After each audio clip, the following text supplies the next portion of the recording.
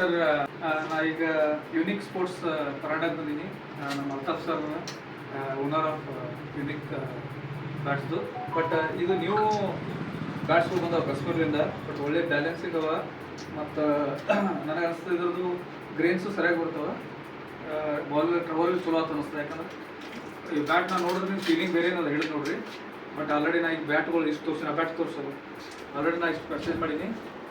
select